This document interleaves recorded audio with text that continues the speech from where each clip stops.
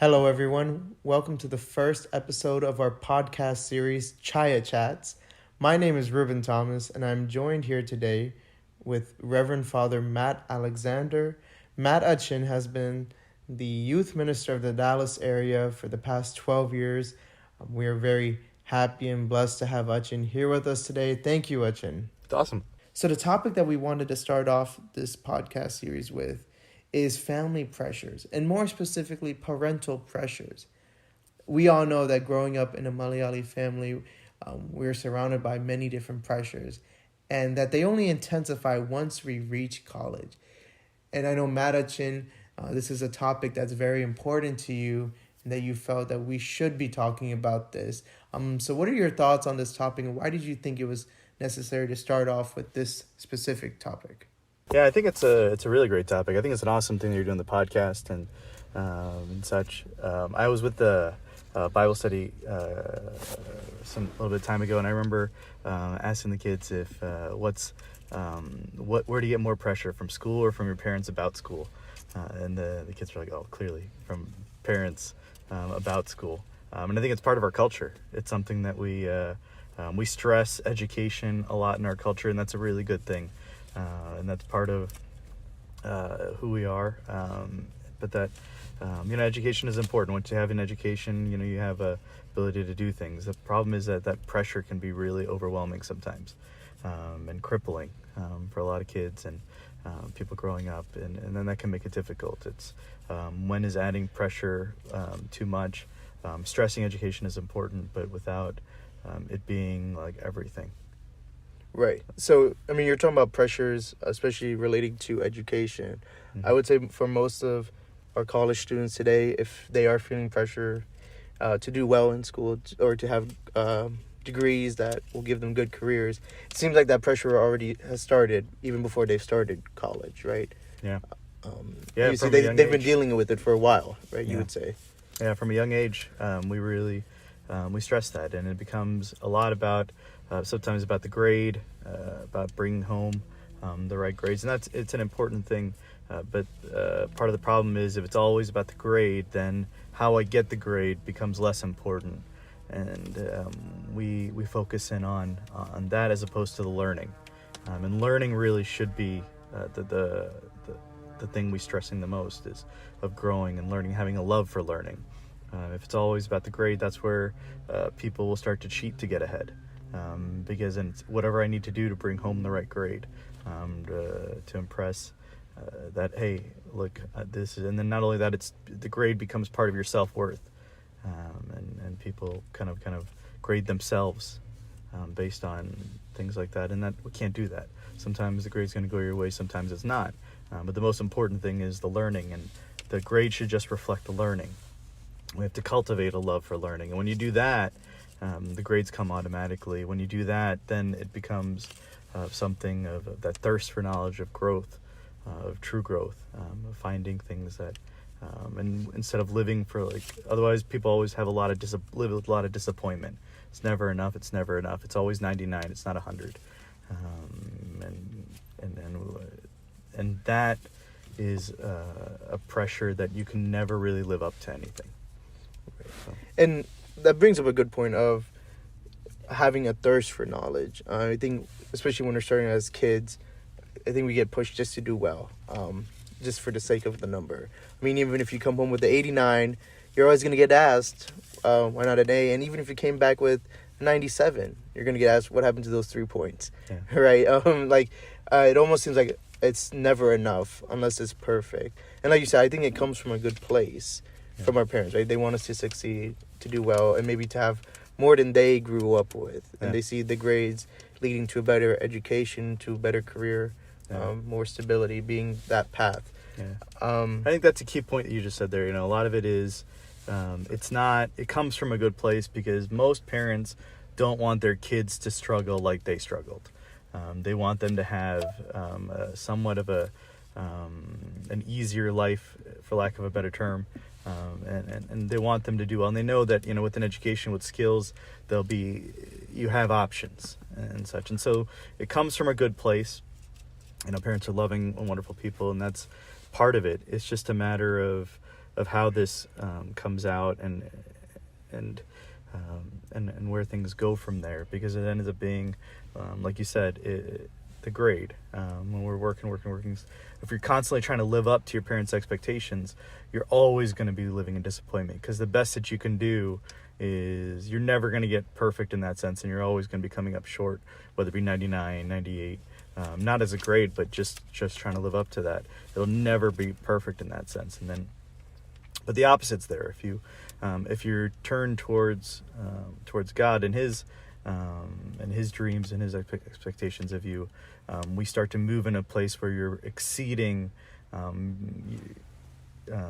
living outside of what your parents' expectations are, and that's where things start to get, where you start to find real satisfaction on things, because it's not about somebody else. It's about living your calling.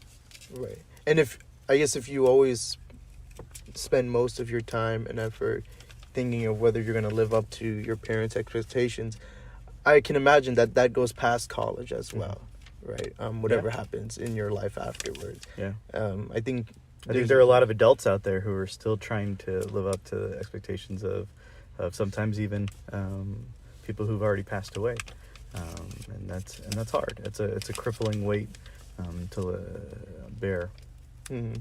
And I think what you said was important too, with, I think, making it your own. I mean, like school, at a very young age, we're disciplined severely if we don't do well, and it's almost as if we have to do well to avoid any type of punishment. But I feel like at a certain age, we also, like you said, understand that this is something important for us. But when we understand that, and then we're still faced with the pressures and your parents calling you up and wondering what's going on, maybe at a younger age that might have motivated us to do well. But I feel like in college that none of that really motivates you anymore, wouldn't you say? Yeah, fear will only take you so far, right? And right. So if anything based on fear, having to do things out of fear, it'll take you so far, but it won't take you the distance. It won't, when things get tough, it's not going to take you there. But again, if you cultivate a love for learning, you cultivate a love for things, then that's where you start to grow. That's where you pick up the book, not just when you have to. When you get the assignment, not procrastinating, waiting for the last second because I have to do it.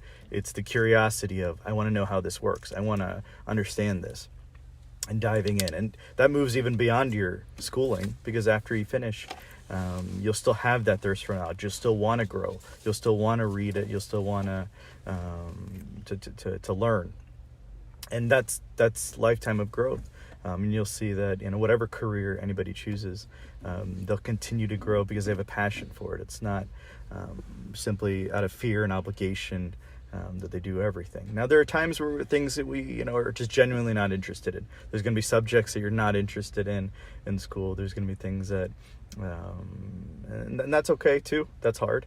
It can't always be things that you love, but we have to learn all the blocks, the basic, to build a foundation. We have to have a general knowledge of all things, and then build up from there.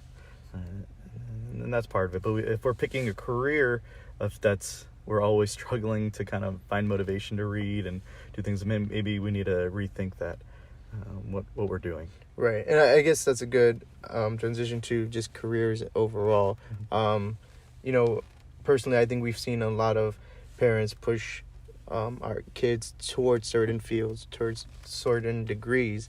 Like for myself, right when I was starting high school applications for college, I was told, be an engineer, doctor, or lawyer. Any one of those is great. And that wasn't said in a way that everything else is terrible, but that there are certain fields that have good stability, good compensation, right? It sets you up well for the future. And I think that, and it ended up working well for me too, being an engineer now, right? But I can say that a lot of times I think there is a push towards certain degrees that maybe we aren't so into. Maybe it's not our passion. But I also feel it's difficult for us, I think, sometimes with our parents, pressure for us to verbalize that.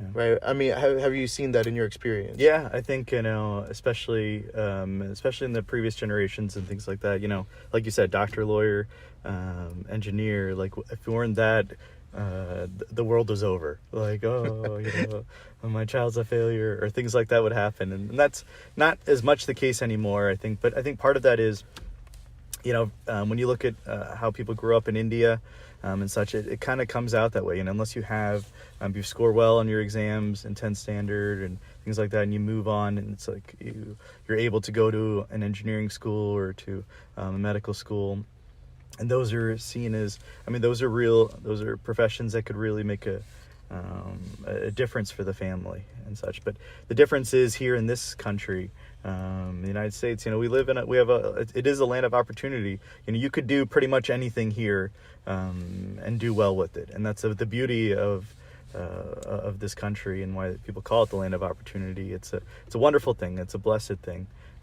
that we're able to do that. And it's a beautiful thing to see people nowadays. You can see, I see people who grow up and who have a passion for something, and they've made careers out of so many things. And that's awesome. It's wonderful to see people thrive. And so we have to think about, what am I, what do I love to do, but then also what am I good at? Right. I might enjoy basketball, but I'm not going to be an NBA player, and that's okay. But I can have a love of basketball, and there's so many careers that you can do related to that.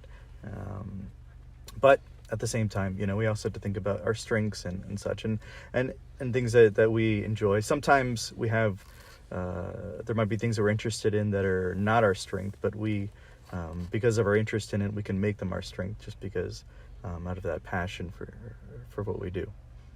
Right. And I would say it's great always finding what you're passionate about. But I think some people are faced with that difficult time of approaching it with their parents, right? Mm-hmm. And you don't want any type of conversation like that to devolve into just a yelling match back and forth, right? Mm-hmm. Which at sometimes it may end up being that way. And so what do you think is the best way to approach those types of conversations with parents so that everybody can move forward? At this time, we're all learning how to be young adults in this world, right? And I feel like also at that point, the relationship should also change. I know we're not as advanced or experienced as they are, but I think we can also move on from just, I told you to do this because I said so. I think both sides can grow from it, but I feel like we also have to learn in our own way how to approach our parents differently than maybe we would have before. Yeah, it's a tough conversation to have. It is sometimes when we make a change in a career or a path, and or something that may be outside of the realm. I think the fundamental thing is to try and see things from the other person's perspective. So if you can, your parents love their kids, they care for them, they want the best for them, and that's why they want to steer them in a certain direction and things like that, the way that they think that would be best. And it's just hard to you have to understand that that's coming from a place of love, but at the same time you can sit down and talk and say, and share your feelings and say, this is where things. People aren't going to listen when you yell, or you forsake them. We have to approach all of our elders and our parents with respect. And they've sacrificed a lot for us. A lot of them came to this country and sacrificed a lot to give their kids an opportunity for a better life, and for the sake of their family and such. But at the same time, we still have to also follow our heart, and you sit down and share that with them and talk to them about that. It may not happen all in one conversation, but you say, I know you love me, I know you care about me, I know that this is this, and I do. I want to say, and you have to put some thought into it. It just can't be, I don't want to do this, but you have to have sat down and thought about, what do you do? I think everybody going to college should sit down for a few hours with their course book, the entire course book of their school, and just look through all the classes, like read through it, the entire thing, and just highlight all the courses that they find interesting. And if you're going through and you're highlighting and you're figuring all that stuff, and the major you're choosing, you've highlighted 2 or 3 classes, that's not a good sign. You got to find something that you find genuine interest in. Not all of them, but something that's there. I think that's a few hours well spent, where we unplug and do that instead of just jumping in and just going with and running something that's preset. But we should think these out. Or you go in for an internship and figure out, is this something? You have to put the work in. You have to go and shadow somebody, somebody in the church or somebody who has that kind of a career. Ask if you can follow them around for a few days or talk to them or sit down and have some coffee and ask what this career is like. And once we get a taste of it, then we'll know. Or volunteer. If you want to go and work in the hospital in some way, go volunteer. There's so many opportunities to do that and get a taste of that. And better to do it now instead of after graduation. Right. And I think that's important to highlight the effort that it takes to, because up until college, your education is set for you, until it becomes your own after you graduate high school. And I think also, if your parents see that effort and you come to them with a sincere heart and just genuinely wanting to talk about your future, I think for the most part, after a certain time when they see that effort from you, and I think there's a two-way trust that begins to form. Yeah. Well, at least what I've seen personally from my own relationship, right? As you get older, and they see you making that effort and they see that you really care about this, if you're able to have a conversation without just going off the deep end from the beginning, without going too far down the emotional side of it. Yeah. Right. It shows maturity. It shows that you've thought through things. And they're more likely to take that seriously. They're more likely to listen. And I think that that's the better route, once you're showing your genuine interests. And part of that is, growing up and figuring out how to relate in a respectful manner. And it's okay for sometimes people to have a difference of opinion. You should value their advice. You should value their concerns. They might have concerns, and we have to take that to heart. Whether it be parents, whether it be family members, whether it be people, mentors, or we should listen and take all the advice in so that we can make the best decisions we possibly can in a given situation. Sometimes it's going to be mistakes, and that's okay. Sometimes we fall, we get scratched up, and then we get up and we go again. Better to have tried something and failed than to have not tried at all, right? Right. So. This is a good point. And I think maybe to address something earlier as well, as part of the pressures that we have going through college, I know a big one for our college students today is when they're constantly being compared to other people, right, to other students, whether it's their siblings or family friends whose kids are also in college. I think our parents might have a bad habit sometimes of comparing us. And again, it comes from a good place of wanting to see us succeed, right? But I feel like you've probably seen that a lot. Yeah, it's a big part of our culture, right? We're always, why can't you be like that kid? Why can't you be like this? And you're like, and most kids are like, I hate that kid, because you're constantly compared. You can never live up to it, right? And then that's tough.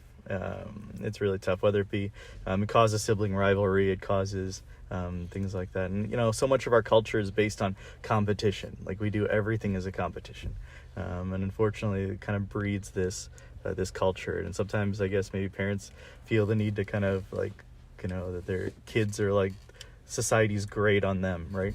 Right. And so they feel like they're just trying to keep up and put this image forward to maintain kind of a social standing, and that's tough. It shows a lot of their own hurt that they felt throughout their life, and it just kind of keeps moving from generation to generation, this comparing. And we have to step out of that. We have to step out of this comparison. Everybody's different, everybody's unique, and we have to celebrate that. That's a wonderful thing. We can't compare ourselves or measure ourselves against other people. We should celebrate other people's success and victory with that in a way that does not demean anybody else around them. I find that a lot when people give compliments on anything. They tend to say something bad about other things in order to build up others. This year's OVBS was the best ever. We don't need to say that. We don't need to compare it to all the others that came before. you could just say, this was an awesome movie, BS. Right. I really enjoyed it. And it would have more of an impact if you said it the second way versus the first. There's no need to drag down other things in order to build up. But it's something that you find in our casual conversations all the time. Oh, Right. that was the best program ever. That was the best dance ever. You're the smartest kid ever. You're like, well, no, I mean, there's no need for that. Right. Because even the person receiving the compliment also doesn't feel that way, that they're oftentimes better in that sense as well. But I think that's part of it, and it doesn't add to anything. If anything, I think it does the opposite. It is kind of like this, oh, I'm not good enough. I can't. I'm not. When somebody is constantly being compared, when they approach something that's hard, the thought comes in, I can't. I'm not able. I'm not like that person who could do this. And so they don't even try. And that's where it gets tough. And so once we move out of that, you'll find that, so it does the opposite of what you want it to do. When you compare, it takes away people's confidence. It takes away their courage. But if you step out of that, you'll find, I think, people build up confidence. They build up that risk-taking, that courage to do other things, and or to approach any struggle whenever they rise to meet the occasion that's ahead of them, if they have that confidence. And so the goal is to build up that confidence, that no matter what comes, and that they'll be able to rise towards that. Right. I think that's important, like not letting it affect yourself personally, because there's a lot of times where, like you said, it affects your self-esteem, right, or your feelings of self-worth, right. And I think more so than if it was just your friends saying it, or if it was just your classmates saying that, you know, you're not really the best at this. I think when you hear it from your family, that really does hurt a lot more. But you wouldn't care if it was a stranger saying those things to you. And it's interesting, right?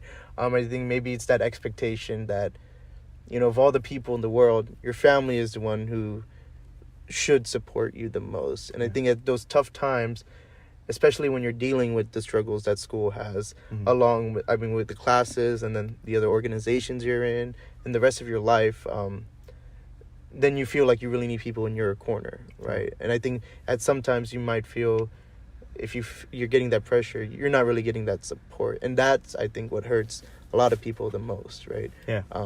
Hearing it from them. You want, like you said, you want to have your family in your corner, supporting you, cheering you on, not saying like, you know, why can't you be more like that guy?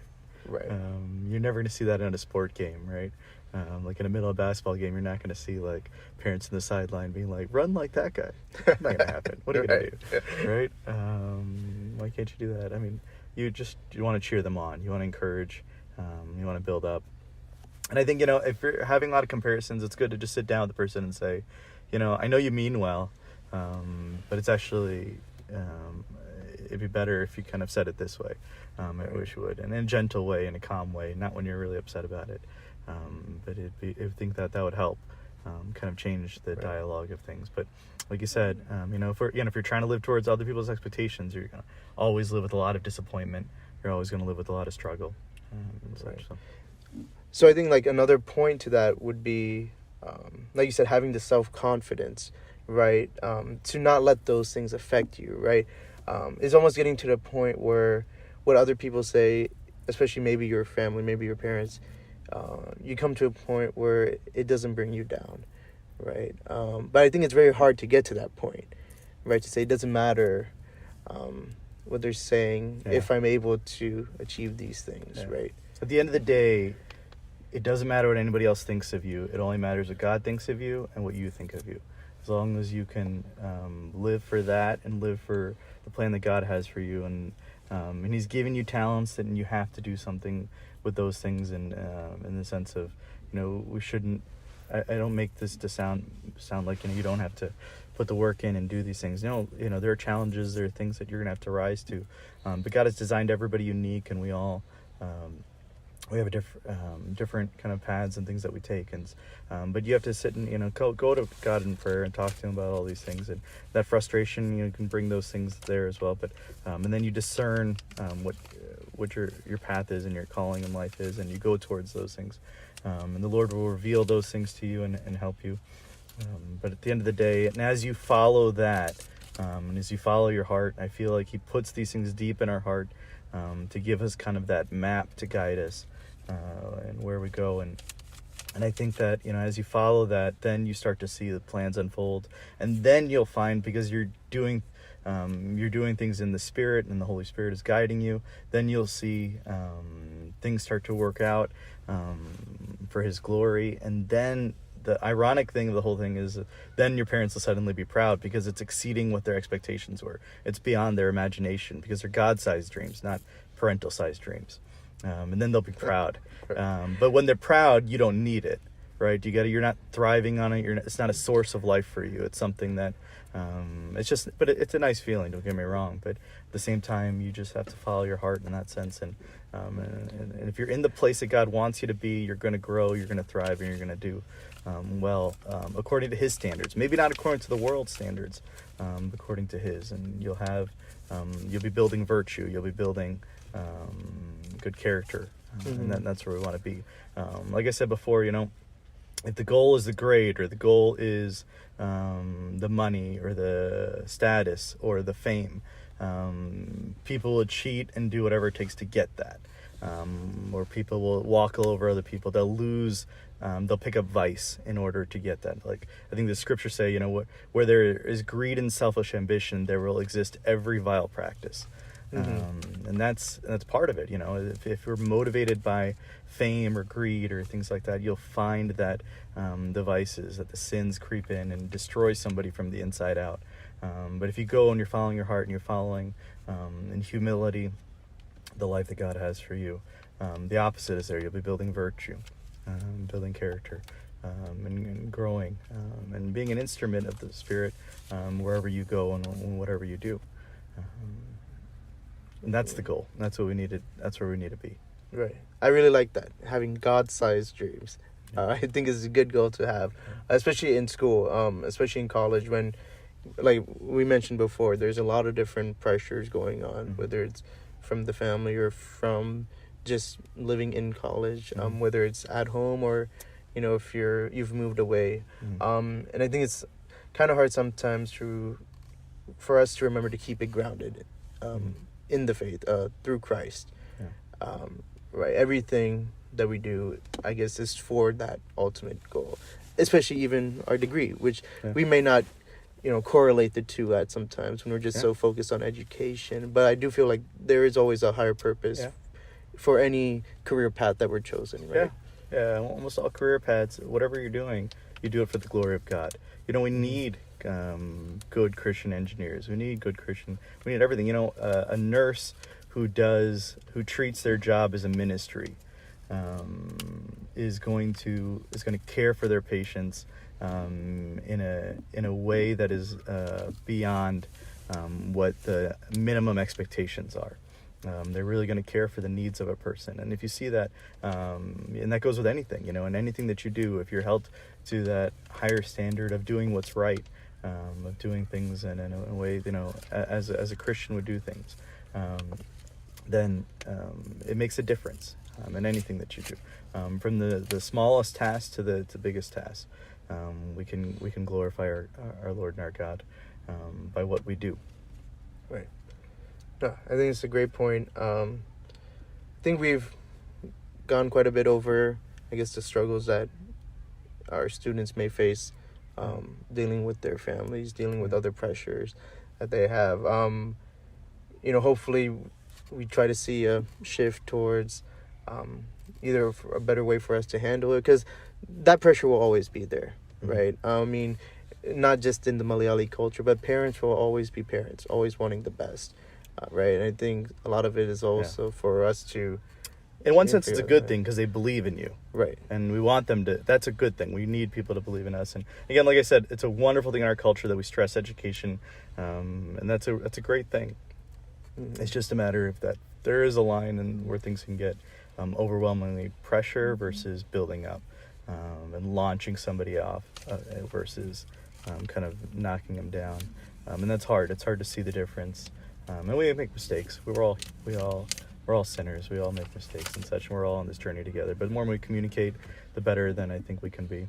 I think it's a tough thing. I know nobody's alone in this journey. You have the church, go sit and talk to your church and go talk to people, mentors and people to kind of help you along those lines, to help see things from a different perspective, people to build you up.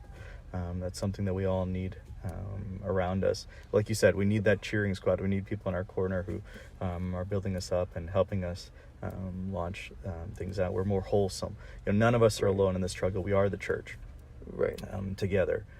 As we gather together, we build one another, we lift each other up in anything that we do. Exactly. So, And it's good, as as much as we talk about parental pressures and all, it's very also interesting to see how a lot of times we might end up more like our parents than we might realize.